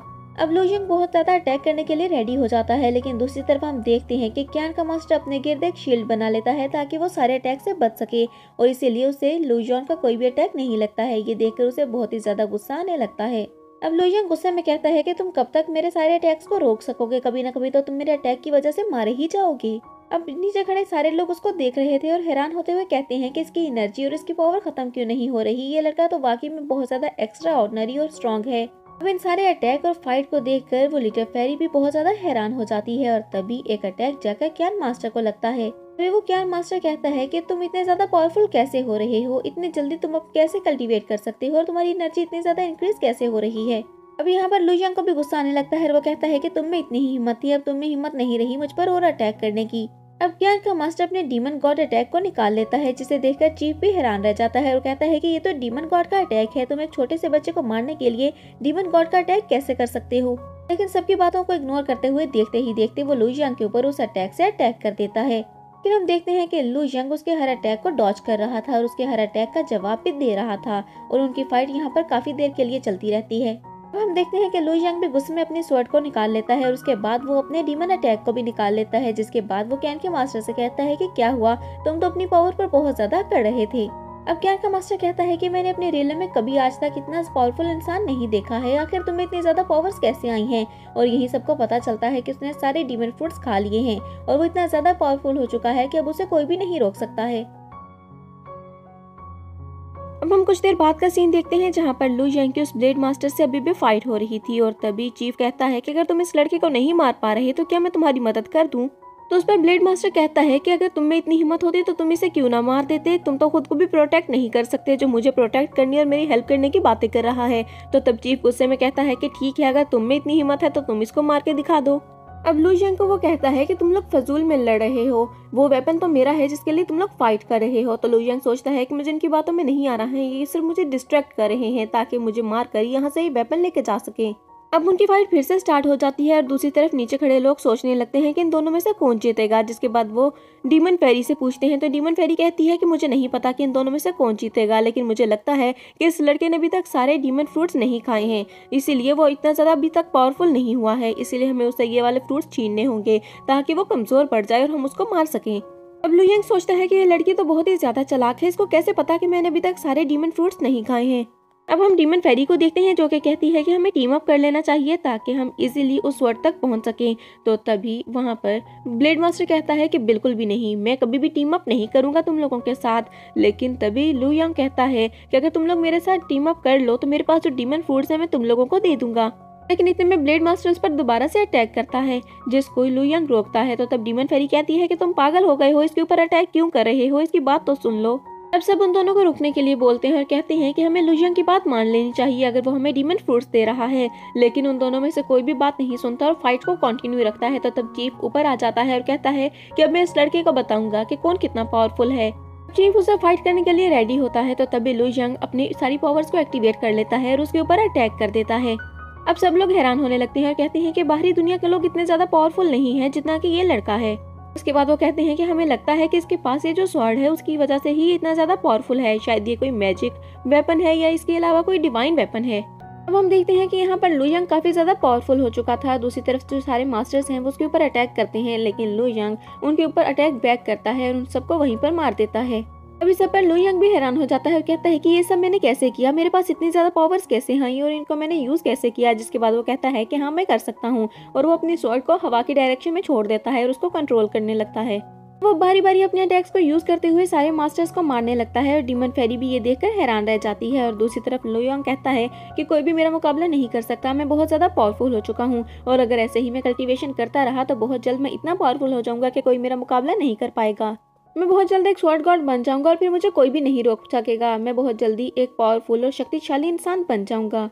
अब हम देखते हैं कि लू यांग अपनी स्वॉर्ड को डार्क किरण से फाइट करने के लिए छोड़ देता है, लेकिन जैसा ही उसकी स्वॉर्ड डार्क किरण के पास जाती है तो वो अपनी पावर्स को एक्टिवेट कर लेती है और डार्क किरण भी उसे फाइट करने लगती है। ये देखकर डीमन फेरी भी हैरान रह जाती है और कहती है कि ऐसा कैसे हो सकता है, कोई इन स्वॉर्ड्स को कंट्रोल कर रहा है क्या। कि इतने में डार्क किरण से वो डेविल हेड बाहर आता है और हंसने लगता है। अब हमें 3 लोगों को भी दिखाया जाता है जो कि पोर्टल से निकलकर इस डोमेन में आ गए थे और नीचे भी सब लोग इस फाइट को देखकर हैरान हो रहे थे और कहते हैं कि कहीं हम कोई सपना तो नहीं देख रहे, ऐसा कैसे हो सकता है। लू यांग उन 3 लोगों को देखकर बहुत हैरान होता है और कहता है कि ये 3 मास्टर कौन है, मैं इनको नहीं जानता हूँ। तो दूसरी तरफ क्यांकी का ब्लेड मास्टर कहता है कि मुझे तो ये हेवनली के ब्लेड मास्टर लग रहे हैं। वो तीनों लोग डेविल हेड के पास जाते हैं और तभी वो उसको ग्रीट करते हैं। यहीं पर हमें पता चलता है कि वो तो एक डेविल लॉर्ड है। जिसके बाद वो डेविल लॉर्ड कहता है कि मेरा मुंह क्या देख रहे हो, अभी के अभी जाओ और इस स्वॉर्ड को जाकर पकड़ लो। अभी उनमें से एक मास्टर आगे बढ़ता है और आगे जाकर अपनी पावर्स का यूज करते हुए तर्शन स्वॉर्ड को अपने कब्जे में कर लेता है। लेकिन तर्शन स्वॉर्ड बहुत ही ज्यादा पावरफुल थी और इसे इस सब में बहुत ज्यादा मुश्किल हो रही थी, लेकिन किसी न किसी तरह वो उसे अपने वश में कर लेता है। तो ये सब देखकर लू यांग को बहुत ज्यादा गुस्सा आने लगता है। वो ऊपर की तरफ जाने ही लगता है, लेकिन लिटिल फेली उसे रोक लेती है और कहती है कि तुम्हारा ऊपर जाना खतरे से खाली नहीं है, तुम्हें नुकसान पहुंच सकता है, इसीलिए तुम ऊपर ना जाओ। दूसरी तरफ हम डेविल लॉर्ड को देखते हैं जो कि काफी ज्यादा हंस रहा था और कहता है कि देखा तुम मेरा मुकाबला नहीं कर सकते हो। तो तभी लू यांग कहता है कि आप बहुत ही ज्यादा रिस्पेक्टफुल हैं और मैं आपकी बहुत रिस्पेक्ट करता हूँ, लेकिन ये स्वॉर्ड मेरी है और इसे मुझे वापस कर दें। अब यहाँ पर डेविल लॉर्ड कहता है कि बिल्कुल भी नहीं, इसके बारे में कभी भी मत सोचना कि तुम्हें वो स्वॉर्ड मिलेगी। और दूसरी तरफ हम क्यांकी के मास्टर को देखते हैं जो कि आगे बढ़ता है और कहता है कि मास्टर मुझे पता है तुम्हारा नाम जोंगहान है। तो जोंगहान गुस्से में आ जाता है और कहता है कि तुम्हारी हिम्मत कैसे हुई मेरा नाम रिवील करने की, और तुम्हें किसने बताया कि मेरा नाम क्या है। तो अभी क्यांकी का ब्लेड मास्टर कहता है कि मैं वहाँ पर एक डिसाइपल था जहाँ पर आप लॉर्ड थे और अब एक ब्लेड मास्टर में बन चुका हूँ अपनी कल्टीवेशन से। अब वो मास्टर क्यांकी के ब्लेड मास्टर से कहता है कि ये लू यांग कौन है और यहाँ पर क्यों आया हुआ है, ये यहाँ का तो नहीं लगता, ये हमारे डेविल रिलम का नहीं है। जिस पर क्यांकी का ब्लेड मास्टर बताता है कि ये बाहरी दुनिया से आया है और इसे हमारा वेपन यानी कि हमारी डार्क किरण चाहिए। जिस पर उस मास्टर को बहुत ज्यादा गुस्सा आ जाता है और वो कहता है कि इसकी इतनी हिम्मत। जिसके बाद वो डीमन लॉर्ड से कहता है कि आप अगर मुझे ऑर्डर दें तो मैं इसको अभी मार देता हूँ। जिस पर डीमन लॉर्ड कहता है कि हाँ, इसको अभी मार डालो। लू यांग अपनी स्वॉर्ड को बुलाने लगता है जो कि काफी जोर लगाने लगती है लू यांग की तरफ आने के लिए, लेकिन वो मास्टर भी काफी ज्यादा जोर लगा रहा था और स्वॉर्ड को नहीं छोड़ रहा था। लेकिन फिर भी किसी न किसी तरह वो स्वॉर्ड निकलकर लू यांग की तरफ आने ही लगती है। लेकिन जैसे ही वो लू यांग के पास पहुंचती है तो वहाँ पर एक न्यू मेंबर आ जाता है जो आकर उस स्वॉर्ड को रास्ते में ही रोक लेता है। हमें पता चलता है कि इसका नाम जेंग है, जेंजुआंग का स्वॉर्ड गॉड है। अब हम जेंग को देखते हैं जो कि उस डेविल लॉर्ड से कहता है कि मैं तुम्हें आखिरी मौका देता हूँ, तुम अपने अंदर से उस स्वॉर्ड को निकाल दो और उसे मुझे दे दो, वरना मैं तुम्हें यहीं पर मार डालूंगा। इस पर डेविल लॉर्ड कहता है कि मैं तो इस रिलम का डेविल लॉर्ड हूँ, लेकिन तुम कौन हो, पहले मुझे अपने बारे में तो बताओ। जिस पर वो शख्स कहता है कि तुम्हारा इससे कोई मतलब नहीं है कि मैं कौन हूँ, मुझे बस वो एक स्वॉर्ड दे दो। यहाँ पर डेविल लॉर्ड गुस्से में कहता है कि तुम तो एक चोर हो जो यहाँ पर मेरी स्वॉर्ड को चुराने के लिए आया है और कुछ भी नहीं। तो तब जेंग को भी और ज्यादा गुस्सा आ जाता है। वो कहता है कि तुमने तो स्वॉर्ड को कभी देखा भी नहीं था, तुम्हें तो पता भी नहीं था कि यहाँ पर कोई स्वॉर्ड है और तुम कह रहे हो कि वो स्वॉर्ड तुम्हारी है। अब डेविल लॉर्ड गुस्से में अपने सारे मास्टर्स को ऑर्डर देता है कि जाओ और इस आदमी को यहीं पर मार कर आओ। तो उसका ऑर्डर फॉलो करते हुए सारे मास्टर्स जेंग की तरफ बढ़ने लगते हैं उसको मारने के लिए। अब हम जेंग को देखते हैं जो कि अपने एक ही अटैक से उन तीनों को पीछे धकेल देता है। तो वो तीनों मास्टर कहते हैं कि ये तो काफी ज्यादा पावरफुल है, हमें तो यहाँ से निकल लेना चाहिए वरना ये हमें मार डालेगा। डेविल लॉर्ड को यहाँ पर गुस्सा आने लगता है। वो गुस्से में जेंग के ऊपर अटैक कर देता है अपनी सारी पावर्स को एक्टिवेट करके, और दूसरी तरफ जेंग भी उसके सारे अटैक को डॉज कर रहा था। अब डेविल लॉर्ड को बहुत ज्यादा गुस्सा आ रहा था। वो कहता है कि तुम्हें इस सबकी कीमत चुकानी पड़ेगी, तुम जानते नहीं हो कि मैं कौन हूँ, मैं इस रिलम का डेविल गॉड हूँ और तुम्हारी हिम्मत कैसे हुई मुझसे आकर ऐसे फाइट करने की। अब जेंग गुस्से में कहता है कि तुम अपनी बकवास बंद करो। जिसके बाद वो अपनी स्वॉर्ड उसकी खोपड़ी के पास ले जाता है और उसकी सारी एनर्जी अपने अंदर अब्सॉर्ब करने लगता है। अब डेविल लॉर्ड गुस्से में कहता है कि तुम जो मेरे साथ कर रहे हो मैं इसका बदला लूंगा, मैं ये सब नहीं भूलूंगा। और तभी हम देखते हैं कि दूसरी तरफ जेंग जो इतनी ज्यादा पावर अब्सॉर्ब कर चुका था तो वो डेविल लॉर्ड वहीं से गायब हो जाता है। और ये देखकर लू यांग हैरान रह जाता है और कहता है कि ये डेविल लॉर्ड तो बहुत ज्यादा पावरफुल था, लेकिन इस आदमी ने इसे भी हरा दिया। आखिर ये आदमी कौन है जो इतना ज्यादा पावरफुल है। लू यांग हैरान होते हुए कहता है कि मैं तो इतना ज्यादा पावरफुल नहीं हूँ, ना ही इसका मुकाबला कर सकता हूँ, मैं इसे अपनी स्वॉर्ड्स कैसे वापस लूंगा। अब हम देखते हैं कि वहाँ पर सारे मास्टर्स भी हैरान हो रहे थे और तभी जेंग गायब होकर लू यांग के सामने आ जाता है। जेंग अपने निकाब को हटा लेता है जिसके बाद वो लुई यांग से कहता है कि तुम इस दुनिया के तो नहीं लगते, तुम कहाँ से आए हुए हो? जहाँ तक मेरा अंदाजा है तुम स्वर्ग डोमेन से आए हुए हो। जिस पर लुई यांग कहता है कि जी मैं स्वर्ग डोमेन से आया हूँ, लेकिन आपको कैसे पता? तो वो कहता है कि जो एनर्जी और जो ऑरा तुम प्रोड्यूस कर रहे थे उससे मैंने अंदाजा लगा लिया कि तुम स्वर्ग डोमेन से आए हो। अब ज़ैंग कहता है कि तुम्हें एक मजे की बात बताऊं, मैं भी वहीं से हूँ और मैंने सारी पावर्स का यूज करते हुए खुद को एक स्वॉर्ड गॉड बना लिया है। और ये बात सुनकर सभी मास्टर्स हैरान रह जाते हैं और वहाँ से भागने लगते हैं। अब डीमन फेरी भी वहाँ से चली जाती है, जिसके बाद जैसे ही लुई यांग को पता चलता है कि वो एक स्वॉर्ड गॉड है तो वो उसकी टांगों में गिर जाता है और कहता है कि आप तो बहुत ही ज्यादा पावरफुल हैं और मैं आपकी बहुत ज्यादा रिस्पेक्ट करता हूँ। अब ज़ैंग लुई यांग से पूछने लगता है कि मुझे ये बताओ तुम्हारा फैंग फैमिली से क्या ताल्लुक है? तो तब वो बताने लगता है कि फैंग फैमिली से मेरी मदद थी। तो तभी ज़ैंग कहता है कि मैं जानता हूँ तुमने कितनी ज्यादा मुश्किलें झेली हैं और तुम्हारे जैसे टैलेंटेड और पावरफुल इंसान की इस दुनिया में कदर नहीं की जाती है। तो मुझे पता चला था कि ताओशिन यहाँ पर आई हुई है, मैं सिर्फ उसको देखने के लिए आया था। मुझे पता चला था कि वो किसी यंग लड़के के पास है और मैं देखना चाहता था कि वो कौन है। इसके बाद वो लुई यांग की काफी ज्यादा तारीफ करने लगता है और कहता है कि मुझे लगता है कि तुम लुओ को प्यार करते हो तो तुम उसे छोड़कर यहाँ पर अपनी जान को खतरे में डालने क्यों आए हो? अब हम देखते हैं कि ज़ैंग और लुई यांग आमने सामने खड़े होते हैं और तभी यांग लुई यांग को इमॉर्टैलिटी के बारे में बताने लगता है, जिस पर लुई यांग कहता है कि क्या इमॉर्टैलिटी सच में होती है? जिस पर वो कहता है कि हाँ ये सच में होती है और इसको पाना इतना ज़्यादा आसान नहीं है, लेकिन अगर कोई भी इमॉर्टैलिटी के लेवल तक पहुंच जाता है तो वो बहुत ज़्यादा पावरफुल हो जाता है। लेकिन इमॉर्टैलिटी लेवल तक सिर्फ एक स्वॉर्ड गॉड ही जा सकता है जो कि अपनी पावर से इमॉर्टैलिटी को हासिल कर लेता है और उसके बाद वो हजारों सालों तक जिंदा रह सकता है। उसे इस दुनिया में मारने वाला कोई भी नहीं होता क्योंकि वो दुनिया में सबसे ज्यादा पावरफुल होता है। अब इसके बाद वो व्हील ऑफ लाइफ के बारे में बात करते हैं। लुई यांग कहता है कि व्हील ऑफ लाइफ क्या होती है? तो इस पर ज़ैंग बताता है कि व्हील ऑफ लाइफ एक डिवाइन बॉडी होती है जो कि बहुत ही ज्यादा पावरफुल होती है। यहाँ पर एक रिलम है जिसे डिवाइन रिलम कहा जाता है। वहाँ से इसकी स्टोरी शुरू होती है। वहाँ के गॉड को व्हील ऑफ लाइफ कहा जाता है। वो बहुत ज्यादा पावरफुल होता है, उसे कोई भी नहीं हरा सकता और तुम्हें ये सारी इन्फॉर्मेशन होनी चाहिए ताकि तुम इस दुनिया का मुकाबला कर सको। ये सारी बातें सुनकर लुई यांग को कुछ भी समझ में नहीं आ रहा था क्योंकि उसने इस सब के बारे में पहले कभी नहीं सुना था। जिसके बाद वो कहता है कि ज़ैंग आपका बहुत बहुत शुक्रिया, आपने मुझे इतना ज्यादा गाइड किया। इतनी सारी इन्फॉर्मेशन आपसे पहले आज तक मुझे किसी ने भी नहीं दी है। आप तो बहुत ही ज्यादा इंटेलिजेंट हैं और टैलेंटेड भी। तो तभी ज़ैंग कहता है कि मैं तुम्हें एक और बात भी बता दूं कि उस रिलम के 3 लेवल्स हैं। तो लुई यांग कहता है कि इसका मतलब है आपने उन तीनों लेवल्स को अचीव किया हुआ है। ज़ैंग कहता है कि मुझे देखकर तुम बताओ कि मैं कितना ज्यादा पावरफुल हूँ। कोई भी मुझसे फाइट नहीं करता क्योंकि वो मेरे फाइट अटैक को देखकर ही डर जाता है। लेकिन एक बात मैं तुम्हें बता दूं कि डिवाइन रिलम के लेवल्स तो 3 हैं लेकिन वो 4 स्टेजेस हैं और ये 4 स्टेजेस 6 लेवल में डिवाइडेड हैं। लेकिन अभी तुम्हें ये सारी बातें समझ में नहीं आएंगी। ज़ैंग कहता है कि इन सारी बातों की तुम्हें अभी समझ में नहीं आएगी क्योंकि तुम अभी तक डिवाइन रिलम में नहीं गए हो। जब तक तुम उसे अपनी आंखों से नहीं देख रहोगे तुम्हें कुछ भी समझ में नहीं आएगा। और दूसरी तरफ लुई यांग को सच में कुछ भी समझ में नहीं आ रहा था क्योंकि उसने इस सब के बारे में पहले कभी ना सुना था और ना देखा था। इसके बाद लुई यांग कहता है कि ज़ैंग मुझे एक बात बताएं कि हमारे पास इस वक्त कितने लॉर्ड किंग हैं? तो तभी ज़ैंग बताता है कि हमारे पास इतने ज्यादा लॉर्ड किंग नहीं हैं और अगर हैं तो उनके पास इतने ज्यादा पावर्स नहीं हैं जितने दूसरे रिलम के लोगों के पास हैं। अब लुई यांग हैरान होते हुए कहता है कि हमारे पास इतने गॉड किंग कम क्यों हैं? तो तभी ज़ैंग कहता है कि वो इसलिए क्योंकि गॉड किंग पढ़ना बहुत ही ज्यादा मुश्किल है। उसके लिए तुम्हें सारे ब्लेड मास्टर के पावर्स चाहिए और उनको कंट्रोल करना आना चाहिए। अब लुई यांग सोचने लगता है कि जितना ज्यादा ये आसान लग रहा है उतना ज्यादा ये आसान है नहीं, लेकिन मैं एक दिन सबको गॉड किंग बन के दिखाऊंगा और अपने फादर को भी। उसकी बातें सुनकर ज़ैंग हंसने लगता है और कहता है कि लुई यांग तुम अभी छोटे बच्चे हो, तुम बहुत ज्यादा जज्बाती हो, तुम्हारे अंदर पावर तो है लेकिन हर वक्त पावर यूज नहीं करनी होती, कई बार अपना दिमाग भी यूज करना होता है। तुम्हारी डोमेन से जितने भी गॉड आए हैं वो उनमें से कोई भी गॉड किंग नहीं बन पाया है सिर्फ इन्हीं गलतियों की वजह से। और मैं चाहता हूँ कि तुम इन गलतियों का ध्यान रखो ताकि गॉड किंग बन सको। अब लुई यांग यहाँ पर आइस डोमेन के लोगों के बारे में पूछने लगता है तो ज़ैंग झूठ बोल देता है और कहता है कि मुझे उसके बारे में कुछ नहीं पता। जिसके बाद लुई यांग कहता है कि यहाँ पर सबसे ज्यादा पावरफुल कौन है? जिस पर ज़ैंग कहता है कि ये सब एक सीक्रेट है और कोई भी अपने बारे में कुछ नहीं बताता कि वो कितना ज्यादा पावरफुल है। सब अपनी पावर्स को वक्त आने पर ही यूज करके दिखाते हैं और मुझे तो तुम भी उनमें से एक लग रहे हो। मैं तुम्हें यही मशवरा दूंगा कि तुम अपनी पावर्स को इंक्रीज करो और एक स्वॉर्ड गॉड बनकर दिखाओ। अब ज़ैंग लुई यांग से कहता है कि हर जगह अपनी पावर्स को यूज मत किया करो क्योंकि अगर लोगों ने तुम्हारी पावर्स को देख लिया तो वो तुम्हारी जानी दुश्मन बन जाएंगे। और तुम्हें वो दोनों स्वॉर्ड्स को लुई यांग को देता है और कहता है कि इन दोनों स्वॉर्ड्स को एक साथ कंट्रोल करना बहुत ज्यादा मुश्किल है, लेकिन मुझे लगता है कि तुम्हें ये एबिलिटी है कि तुम इनको कंट्रोल कर सकते हो। वो स्वॉर्ड्स देने के बाद ज़ैंग कहता है कि इस पूरी दुनिया में 10 लेजेंडरी स्वॉर्ड्स हैं और अगर तुमने इन सबको इकट्ठा कर लिया तो कोई भी तुम्हारे मुकाबले में नहीं आ सकेगा और मैं चाहता हूँ कि तुम उन 10 की 10 स्वॉर्ड्स को इकट्ठा करो। हम लुई यांग को देखते हैं जो कि ज़ैंग का शुक्रिया अदा करता है और कहता है कि तुमने मेरी जितनी मदद की है उतनी तो आज तक किसी ने भी नहीं की। मैं तुम्हारी बातों को याद रखूंगा और एक दिन गॉड किंग बन के दिखाऊंगा।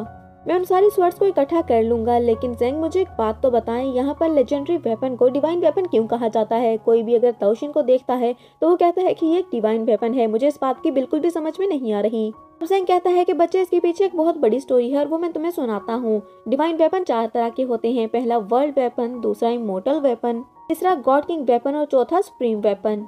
और ये जितनी भी 10 लेजेंडरी स्वॉर्ड्स हैं, ये सारी के सारी सुप्रीम वेपन हैं और तुम बहुत जल्द हेवनली लेवल पर पहुंच जाओगे, तो उसके बाद तुम्हें ये सारी बातें समझ में आने लग जाएंगी।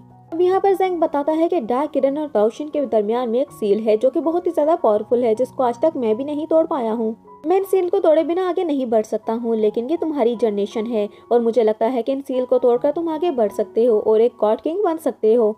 अब ज़ेंग लुई यांग को इन स्वॉर्ड्स को यहाँ से ले जाने का कहता है और इसके साथ ये भी बताता है कि जैसे ही तुम इस डोमेन से बाहर अपनी डोमेन में जाओगे तो वहाँ पर तुम्हारा सामना एक ऐसे शख्स से होगा जो कि 10 लेजेंडरी स्वॉर्ड्स को इकट्ठा कर रहा है और तुमसे वो दोनों स्वॉर्ड्स लेने की कोशिश करेगा और इसमें वो तुम्हें मारने की भी कोशिश करेगा और तुमसे फाइट करेगा, लेकिन तुम्हें ये दोनों स्वॉर्ड्स उसे नहीं देनी है। ज़ेंग कहता है कि तुम्हें यहाँ से निकलना चाहिए, तो तभी लुई यांग कहता है कि ज़ेंग, मुझे आपसे एक फेवर चाहिए कि आप मुझे सुरापात तक छोड़ सकते हैं। तो हम देखते हैं कि ज़ेंग के चेहरे पर अजीब से एक्सप्रेशंस आते हैं।